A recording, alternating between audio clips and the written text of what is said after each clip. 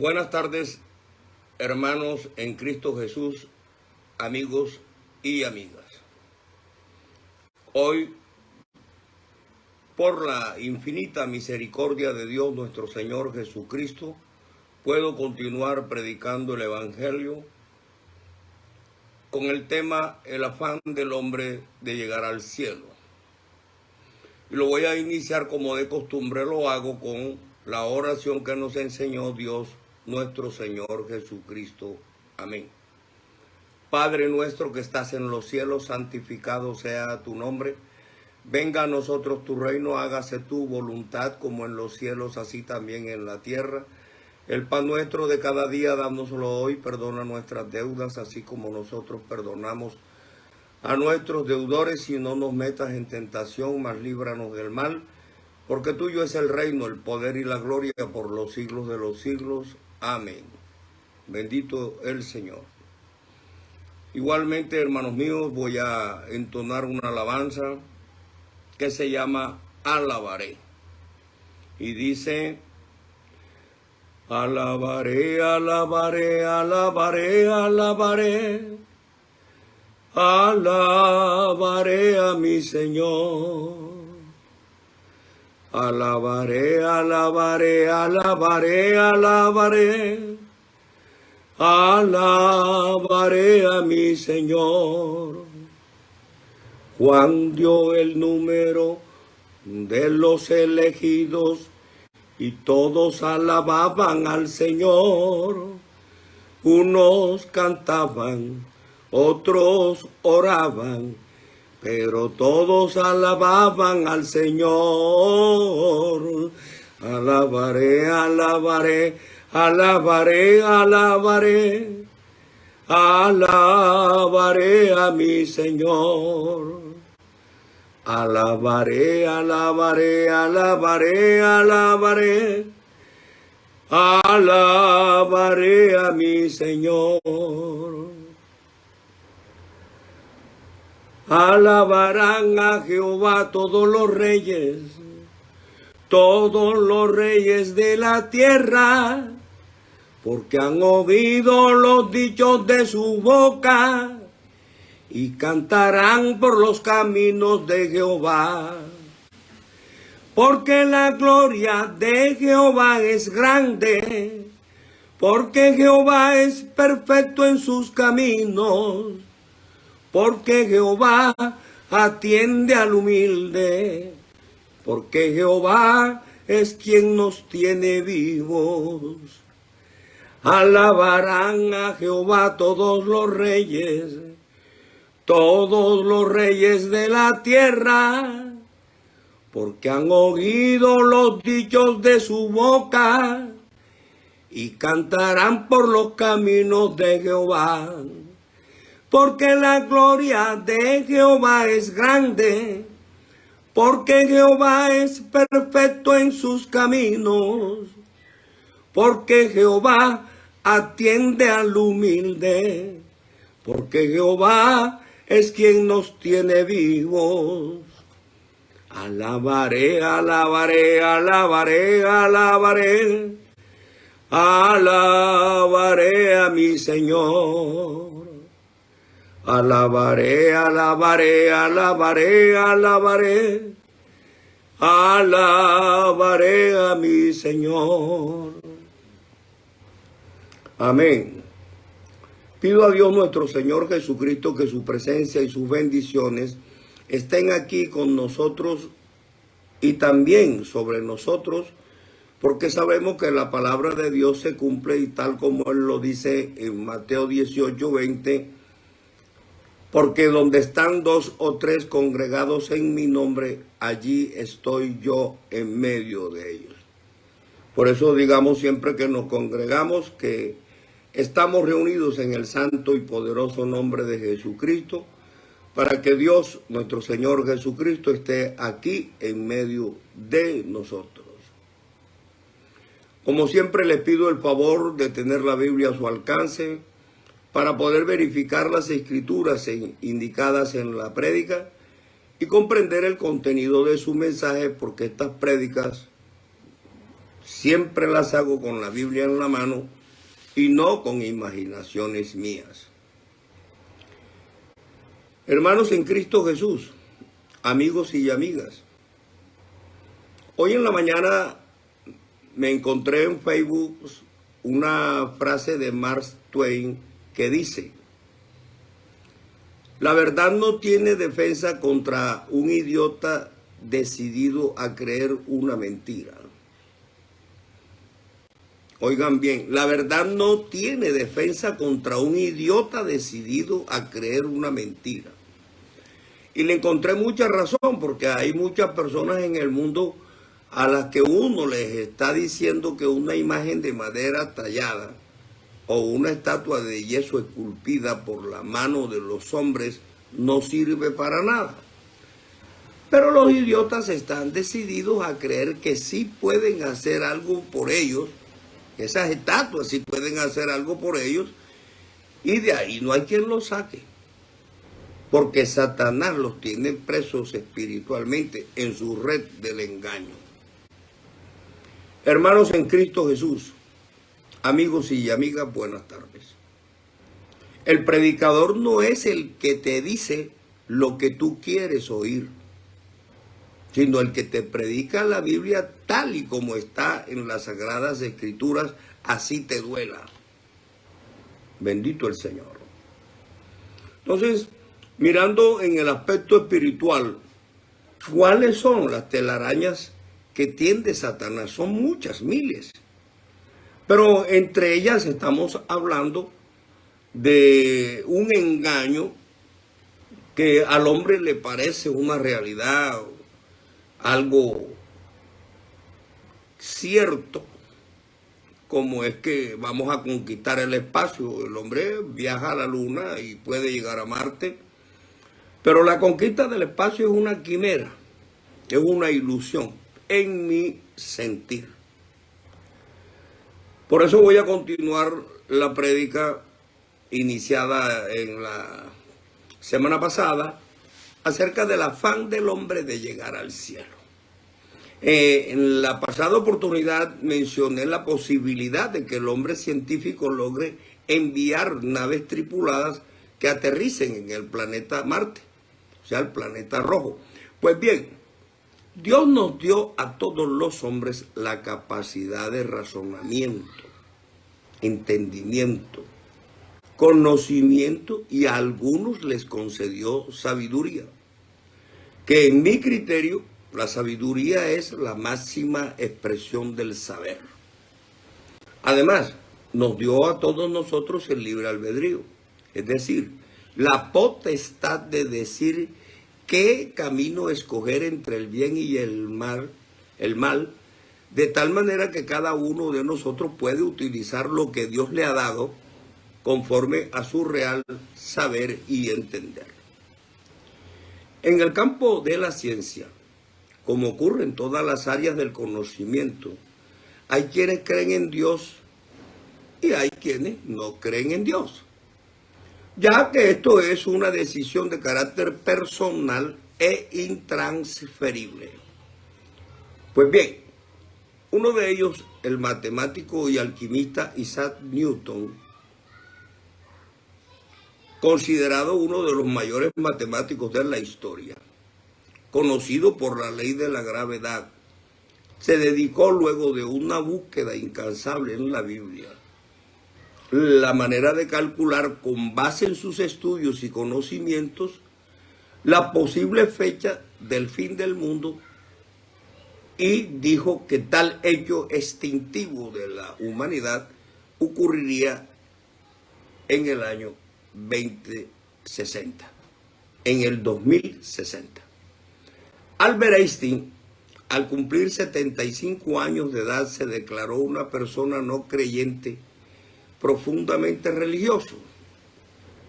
Consideraba que la palabra de Dios para él era nada más que la expresión de las debilidades humanas y la Biblia una colección de leyendas venerables, pero más bien primitivas. No obstante, a Albert Einstein se le atribuye también la frase: el hombre es grande cuando está de rodillas. lo cual hacemos los hombres pensantes cuando le oramos a Dios. Sí, el hombre se pone de rodillas para adorarle a Dios, para adorar a Dios. No obstante, también hay los idiotas espirituales que se arrodillan a imágenes de palo, de oro, de piedra y de metal. Pero bueno, ya les hemos advertido que en la Biblia ese tipo de prácticas está prohibida más de 250 veces por Dios. El que tiene oído, oiga lo que el Espíritu dice a las iglesias, como está en Apocalipsis 2:29.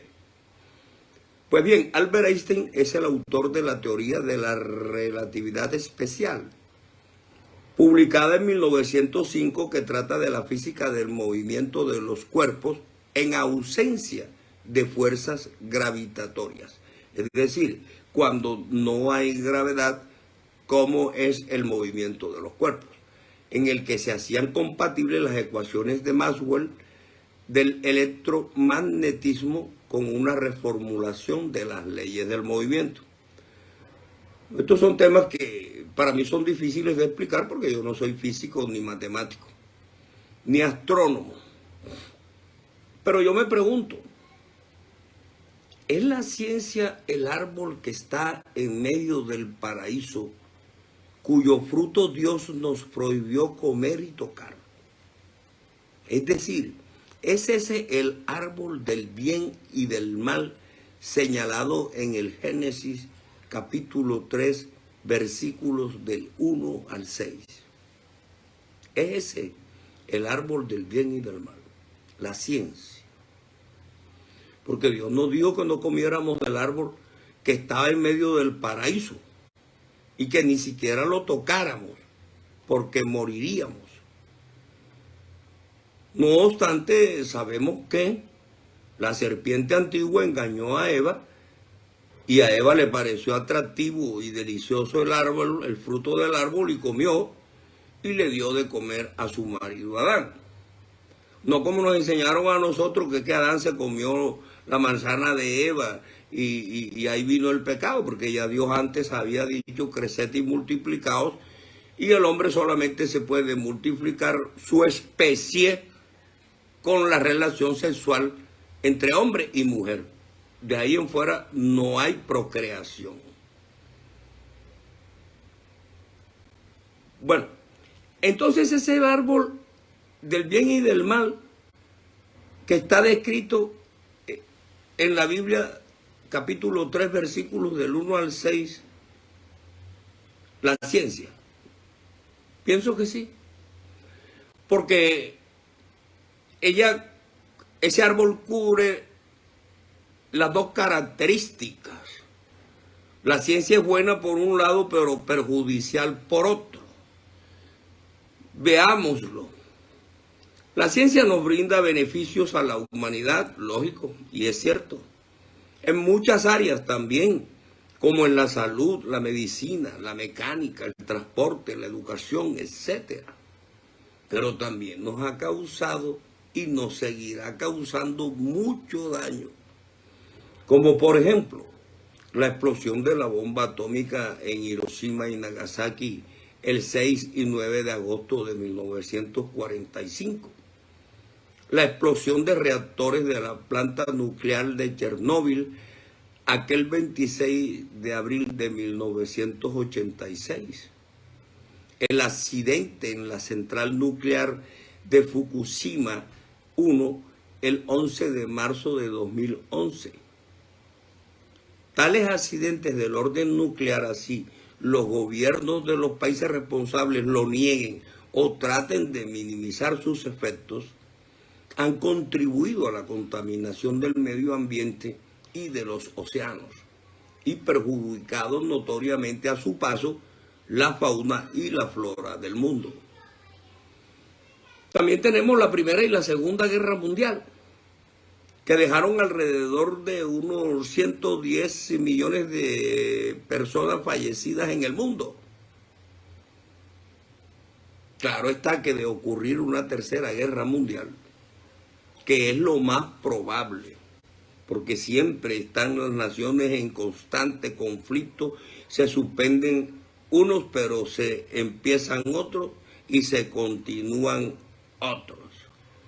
Actualmente tenemos el conflicto que ya va alargándose bastante entre Rusia y Ucrania, conflictos en el Medio Oriente, etc. Si se llegase a presentar una tercera guerra mundial, los efectos serían devastadores. Y todas esas armas las producen los científicos. Los efectos serían devastadores porque esta no será con escopetas. Esta tercera guerra mundial no será con rifles, ni metralletas, ni tanques de guerra, sino que será con misiles, con bombas y ojivas nucleares, que son armas de destrucción masiva y forman parte de los misiles balísticos intercontinentales. Y si a eso le agregamos las armas y las bombas químicas que tienen algunos países con fuerza militar para tener en cuenta, esto va a ocasionar un holocausto, hermanos, tan grande que puede llegar a ocasionar el exterminio de toda la humanidad. Pero bueno, no soy yo quien en estos apartes y estadísticas del orden científico, pues no son de mi dominio, quien puede dar una explicación correcta de todo esto que ha ocurrido, que se está creando y que se puede formar, porque su explicación obviamente, porque no soy, digamos, muy conocedor a fondo de la materia, tengo que dejarlo en manos de los matemáticos, astrónomos y físicos expertos en la materia para que sean ellos quienes nos den una explicación. De otro lado, nosotros los testigos de Jesucristo sabemos que un cohete no es el medio para llegar al cielo. Eso lo tenemos perfectamente claro. Sino que la fe en Dios, nuestro Señor Jesucristo, es el camino que nos conducirá al cielo. Cuando resucitemos primero, como está escrito en la primera de Tesalonicenses 4:16, que dice que los muertos en Cristo resucitaremos primero para vivir con Dios nuestro Señor Jesucristo por la eternidad.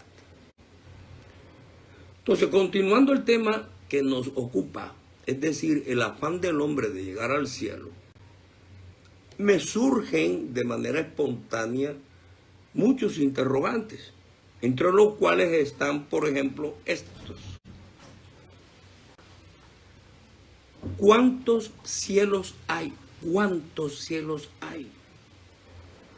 No lo sé, no lo sabemos, ni lo sabremos, salvo que Dios nuestro Señor Jesucristo, cuando vivamos con Él en la nueva Jerusalén, nos lo revele. No obstante, ya vimos en la prédica pasada que en la segunda de Corintios del 2 al 4, el apóstol Pablo nos habla de un tercer cielo. Y luego en el Apocalipsis 21, 1 al 8, el evangelista Juan nos dice que él vio un cielo nuevo y una tierra nueva, porque el primer cielo y la primera tierra pasaron y el mar ya no existía más, y que del cielo de Dios vio descender la ciudad santa, la nueva Jerusalén. Pero también vimos que es tan inmenso el universo que resulta imposible calcular y mucho menos determinar por el hombre científico cuántos cielos hay. Porque se acuerdan que hablamos de que el hombre científico dice que hay alrededor de 200.000 millones de galaxias y que hay 100.000 millones de estrellas y que por lo regular aproximadamente en cada estrella un planeta. Sí, porque recuerden que hay estrellas que tienen 4 y 5 planetas a su alrededor. Entonces esto es una inmensidad, caramba, inimaginable. Porque uno, por mucho que piense y extienda su pensamiento en el universo, no alcanza a comprender su grandeza. Entonces tenemos que, por lo pronto, nos ha sido dado a conocer que existen 4 cielos, según lo narran las mismas Sagradas Escrituras. Pero bien, ¿cuántos hombres han subido a los cielos sin pasar por la muerte terrenal? En Génesis 5:24 se nos dice: caminó pues Enoc con Dios y desapareció, porque le llevó Dios. Pero ¿a dónde se llevó Dios a Enoc? En la Biblia no nos lo dice. Pues nosotros presumimos que fue al cielo, pero no sabemos si fue al cielo de Dios, al primero, al segundo o al tercer cielo. En la segunda de Reyes 2:11 y 12 se nos dice: y aconteció que yendo ellos y hablando, he aquí un carro de fuego con caballos de fuego apartó a los dos, es decir, a Elías y a Eliseo. Y Elías subió al cielo en un torbellino. Viéndolo Eliseo clamaba: Padre mío, carros de Israel y su gente de a caballo. Y nunca más le vio, y tomando sus vestidos los rompió en 2 partes. Pues sí, lo mismo que con Enoc. ¿A qué cielo lo llevó? No sabemos, en la Biblia no lo dice. En Hechos 2:34 se nos enseña: porque David no subió a los cielos, pero él mismo dice: dijo el Señor a mi Señor, siéntate a mi diestra hasta que ponga a tus enemigos por estrado de tus pies. Pero este pasaje nos indica es que Jesús es anterior a David. En Juan 3:13 se nos dice: nadie subió al cielo sino el que descendió del cielo, el Hijo del Hombre que está en el cielo. Pues bien, algunos han sido subidos sin saberse a qué cielo, pero ninguno había descendido del cielo, sino que todos habían sido nacidos y paridos en la carne, engendrados por hombre y por mujer. Entiendo entonces que Enoc y Eliseo fueron subidos, como decía anteriormente, del primero al segundo o al tercer cielo, pero al cielo de Dios, que está destinado solo para él, y los que estén con él, no lo sabemos. Ahora también uno se pregunta, dice, cuando Enoc y Elías fueron subidos en la carne, ¿no fueron transformados en el espíritu para poder subir al cielo? Considero que para subir a los cielos, Dios los transfiguró o los transformó en el espíritu. Aparece un poco enredado el tema, pero es bastante claro. Y esto es una interpretación mía. No que yo haya tenido revelación de esta palabra para que quede bien claro. Esto son, digamos, interpretaciones que hago conforme a la palabra para uno buscar la manera de establecer hasta donde se pueda la realidad de las cosas. Ahora, ¿quién descendió del cielo? En Efesios 4:10 al 16 se nos dice: el que descendió es el mismo que también subió por encima de todos los cielos para llenarlo todo. Oigan bien, ¿y quién fue el que descendió? ¿Y quién fue el que subió?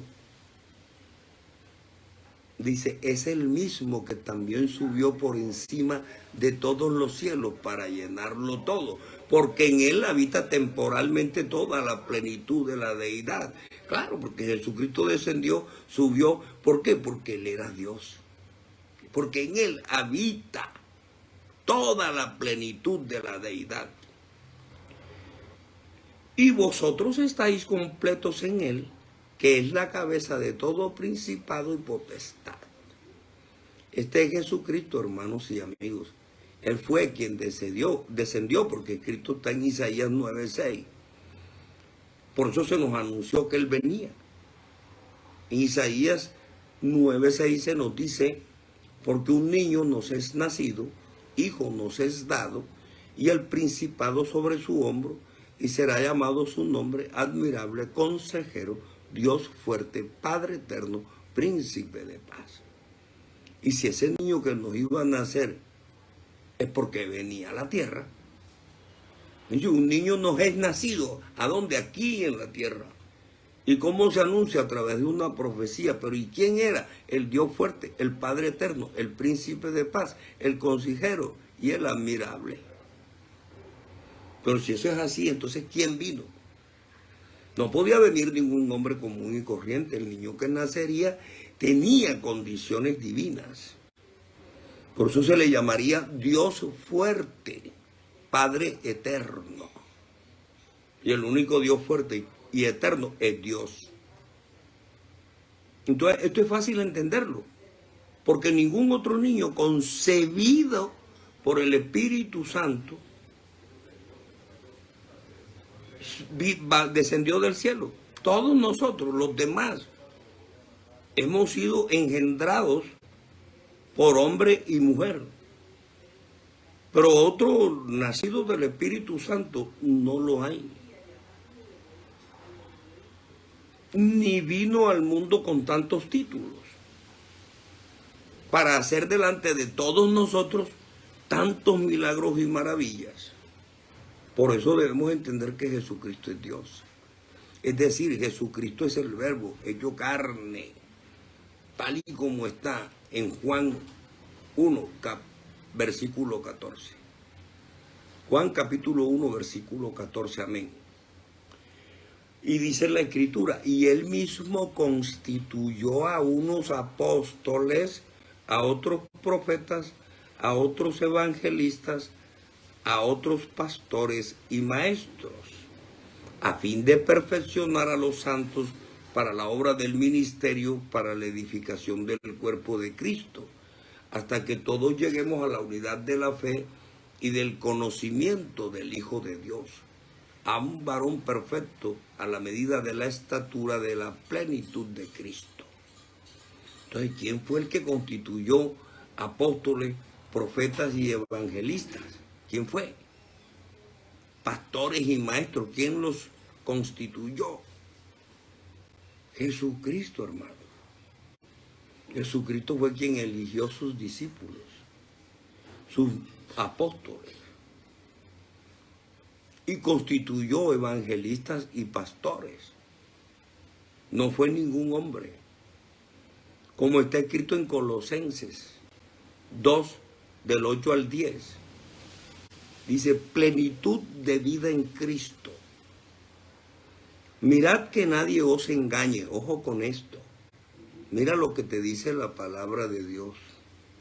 Mirad que nadie os engañe por medio de filosofías y huecas sutilezas, según las tradiciones de los hombres, conforme a los rudimentos del mundo, y no según Cristo.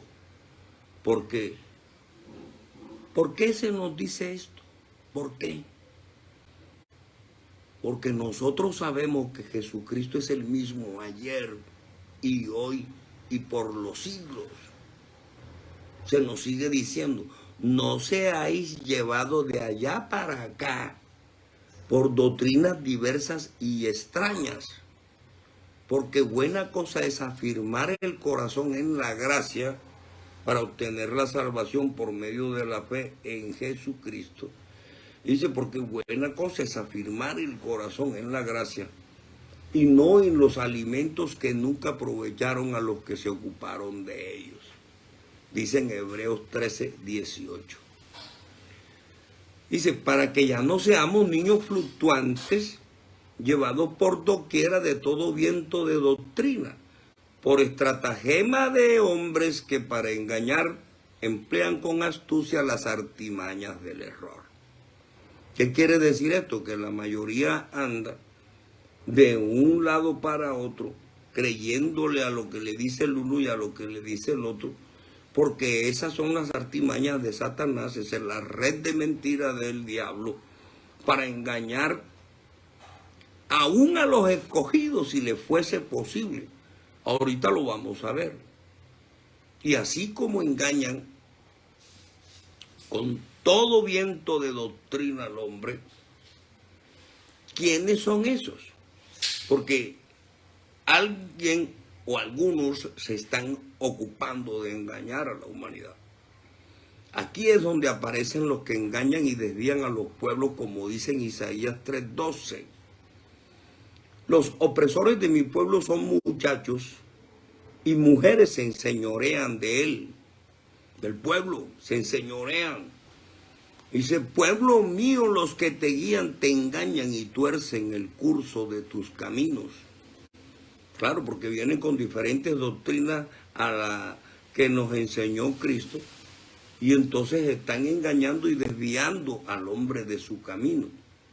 Y en la segunda de Corintios, capítulo 11, del 13 al 15, también está escrito así,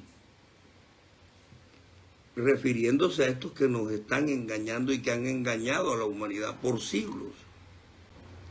Porque estos son falsos apóstoles, obreros fraudulentos, que se disfrazan como apóstoles de Cristo.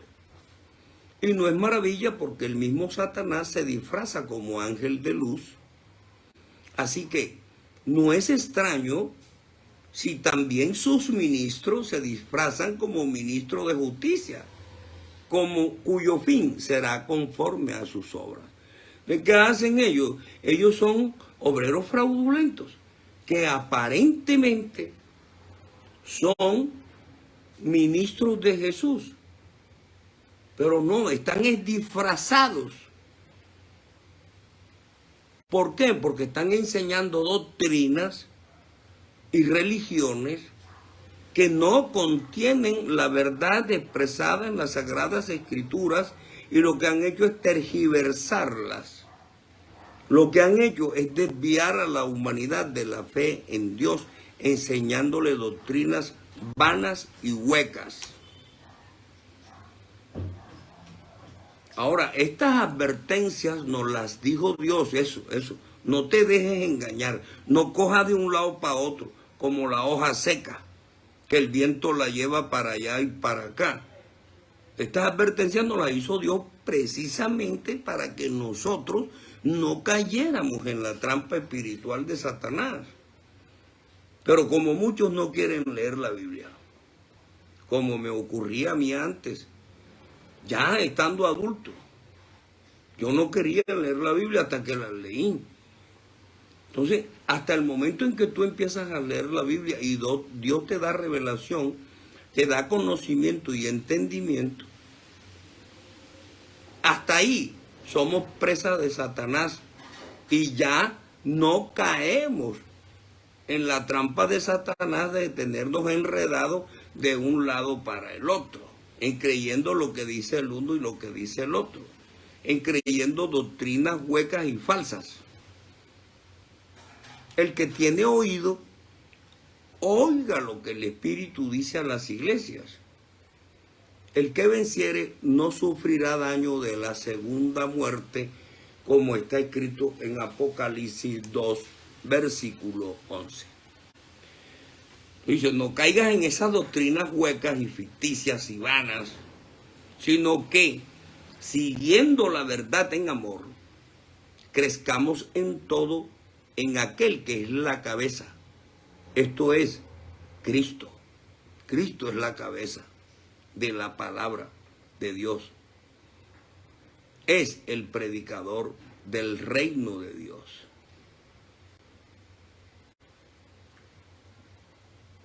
Y Cristo es la verdad. ¿Por qué así está escrito en Juan capítulo 14, versículo 6? ¿Qué nos dice Jesucristo? Jesucristo nos dice, yo soy el camino y la verdad y la vida. Nadie viene al Padre sino por mí. Es decir, Jesucristo nos está diciendo, yo soy Dios hecho hombre. Y para venir al Padre tienes que creer en mí. Tienes que creer en mí, porque yo soy el camino y la verdad y la vida. No hay otro. Así dice en Hechos 4, 11 y 12. Hechos capítulo 4, versículos 11 y 12. Dice, la piedra desechada por vosotros los edificadores ha venido a ser cabeza del ángulo. Y en ningún otro hay salvación, porque no hay otro nombre bajo el cielo dado a los hombres en el que podamos ser salvos. Es decir, cree en Jesucristo y serás salvo tú y tu casa también, como dice en Hechos 16:31. ¿Por qué? Porque es que no hay otro nombre, hermano mío, amigo mío, no hay otro nombre. Eso que Jesucristo dice, yo soy Dios hecho hombre. Y para venir al Padre tienes que creer en mí, porque yo soy el camino y la verdad y la vida. Y por eso dice en la Biblia, el que tiene oído, oiga lo que el Espíritu dice a las iglesias. Al que venciere, sí, al que permaneciere o perseverare en la fe, en Jesucristo dice, al que venciere le daré a comer del árbol de la vida. Y Jesucristo, yo soy la vida, el camino, la verdad y la vida. Y entonces es el árbol de la vida. Dice, el cual está en medio del paraíso de Dios, tal como se encuentra en Apocalipsis 2:7.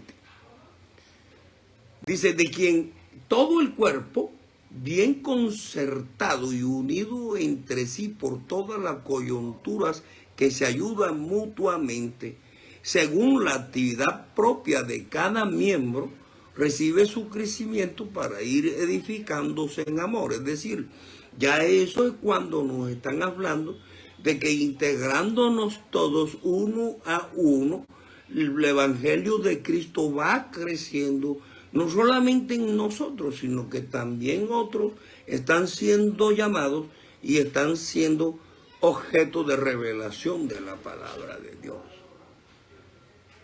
Ahora, hermanos, yo me pregunto, ¿el hombre quiere llegar al cielo vestido de astronauta y decir, Dios, aquí estoy yo? ¿Cómo así? Estamos creyendo que para ir al cielo de Dios es como tomar un vuelo de Bogotá a Miami.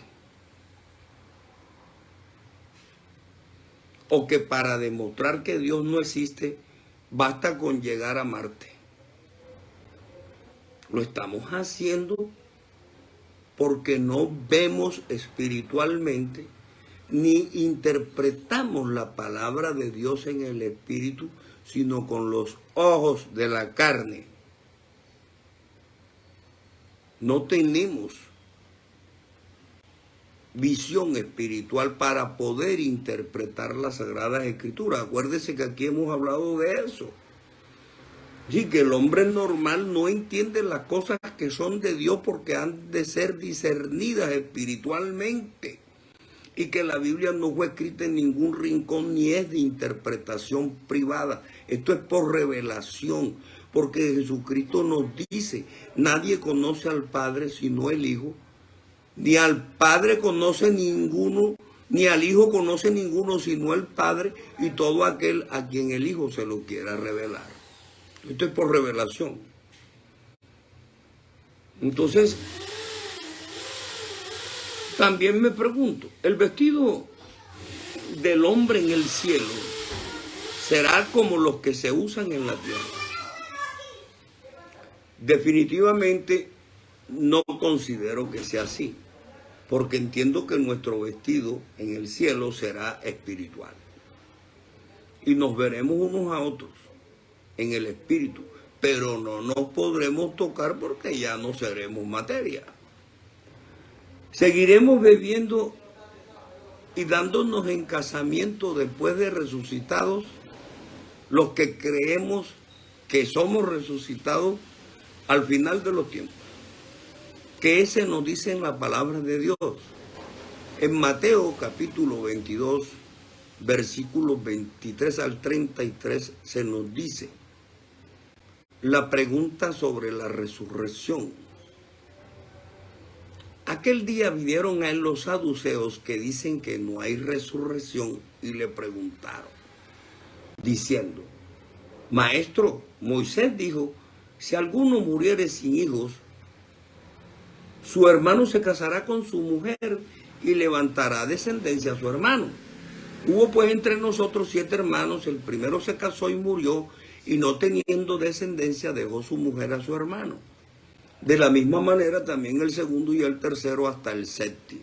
Es decir, todos tuvieron por mujer la misma de su hermano mayor, pero ninguno tuvo hijos con ella.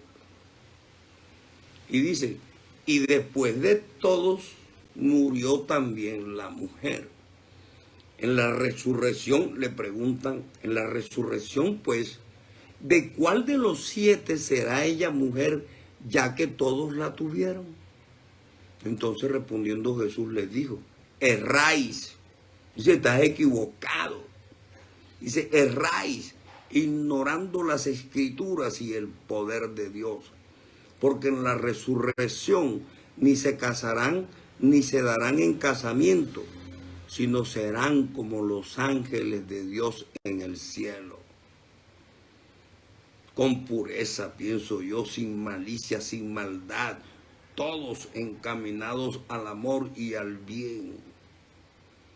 Y una cosa distinta.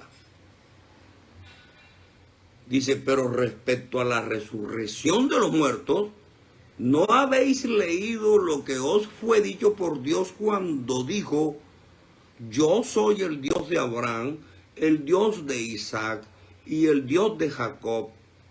Dios no es Dios de muertos, sino de vivos. Sí, si Dios es Dios de nosotros los vivos, ¿por qué mucha gente quiere adorar un Dios muerto colgado en una cruz hecho de yeso y de pintura con ojos de vidrio?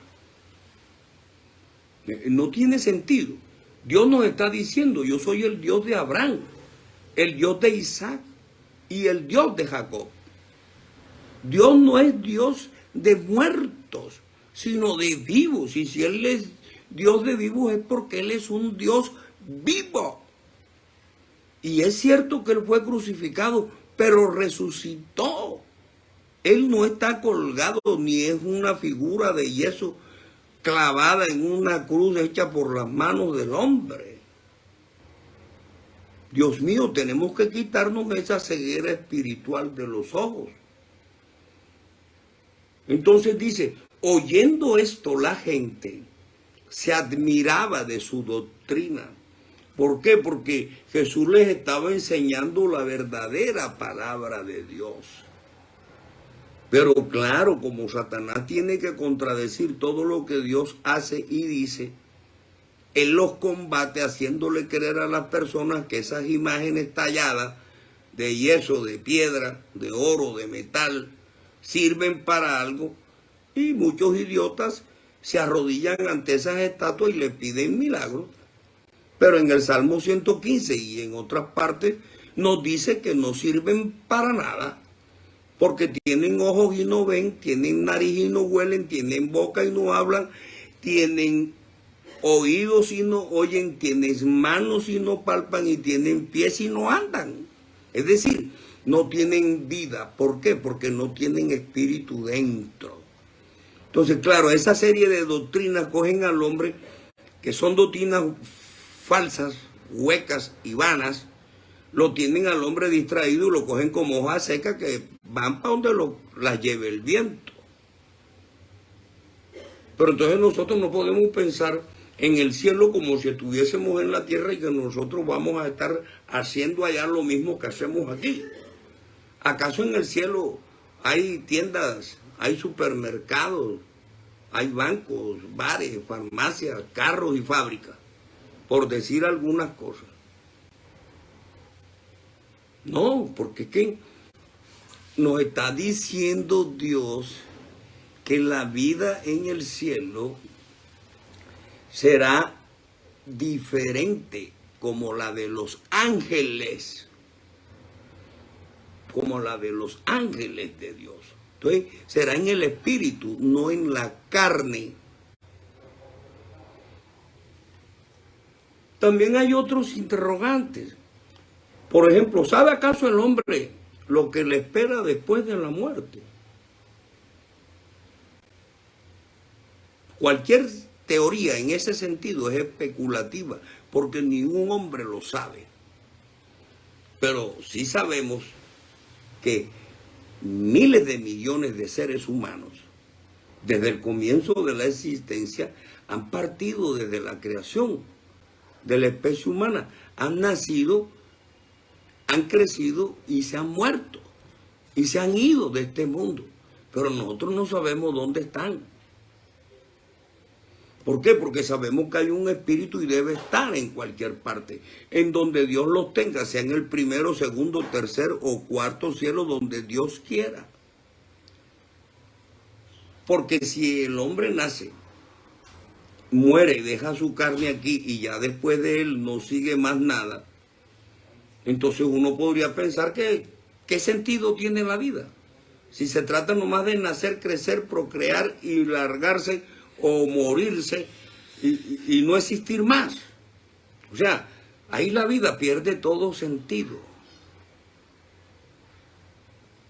Le hace falta algo, alguna explicación posterior.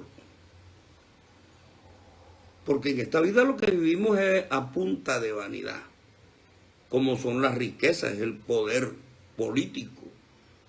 Son fantasías efímeras. Y eso es lo que tenemos mientras estemos aquí en la tierra. Porque ¿qué nos podemos llevar después de muerto? Nada. Tal cual como venimos, así nos vamos. Lo único es que cuando venimos, nacemos y no tenemos siquiera conocimiento dónde estamos ni por qué hemos venido. Pero ya cuando crecemos y pensamos y Dios nos da entendimiento, sabemos que esta vida nuestra tiene que tener un objetivo, un propósito, que no es producto de la casualidad y que así como vinimos, para alguna parte donde Dios quiera nos iremos. Por eso, hermanos míos, yo siempre he pensado que es mejor vivir con dificultades y creer en medio de las enseñanzas bíblicas, depositar la fe en Cristo Jesús nuestro Dios, que es nuestra esperanza, sabiendo que resucitaremos primero, que vivir afanado y corriendo detrás de las riquezas que nada nos vamos a llevar. Porque como sabemos, todo lo que el hombre tenga aquí se queda. Ahora, ¿qué es mejor para el hombre? ¿Vivir en la ignorancia o llegar a tener conocimiento, entendimiento y, si es posible, sabiduría? ¿No es mejor ser conocedor de muchas cosas que vivir en la ignorancia y con plata? Los títulos, las medallas, las condecoraciones y los honores que se otorgan y se hacen en la tierra, entre ellos los hombres, ¿sirven acaso de algo después de muerto? De ninguna manera. No, que yo soy científico, astrónomo, abogado, arquitecto. Después de muerto nada de eso te sirve. Que a mí me dieron la cruz de Boyacá y tengo la llave de la ciudad de Nueva York. Tampoco te sirve de nada. Reflexionemos un poco. Pensemos, ¿dónde estábamos nosotros cuando Dios le dio la fuerza al caballo? Somos nosotros los que vamos a guiar a la osa mayor. ¿Acaso el hombre sabe dónde se encuentran los depósitos de viento? Hermanos, el cohete que hace el hombre científico es un progreso del conocimiento, sí, pero ese no es el vehículo para llegar al cielo. Nosotros sabemos que Jesucristo ya nos dijo, yo soy el camino y la verdad y la vida. Y por eso los testigos de Jesucristo tenemos depositada nuestra fe en Él. Porque reitero, por eso está escrito en Hechos 4, 11 y 12. Este Jesús es la piedra reprobada por vosotros los edificadores, la cual ha venido a ser cabeza del ángulo. Y en ningún otro hay salvación, porque no hay otro nombre bajo el cielo dado a los hombres en el que podamos ser salvos. No hay otro nombre. Y por eso te dice, cree en el Señor Jesucristo y serás salvo tú y tu casa. Hechos 16, 31. Y si más claro no lo pueden decir. Oye, debajo del cielo no hay un nombre diferente al de Jesús en el que puedas ser salvo. Entonces, si tú crees en Jesucristo, serás salvo tú y tu casa. Pero todavía por allá en Romanos 10, 9 y 10 se nos dice. Yo reitero esto porque en alguno ha de quedar sembrada la semilla de la palabra, como para cuando escuche lo que se dice en Romanos 10, 9 y 10, que dice: si confesares con tu boca que Jesucristo es el Señor y creyeres en tu corazón que Dios lo resucitó de entre los muertos, serás salvo. Porque con el corazón se cree para justicia, pero con la boca se confiesa para salvación. Y eso es lo que hacemos los testigos de Jesucristo. Confesamos que creemos y predicamos el nombre de Jesucristo, porque sabemos que Él es el único nombre en el que hay salvación y vida eterna. Amén. Bendito sea el Señor. Que Dios nuestro Señor Jesucristo esté con cada uno de nosotros.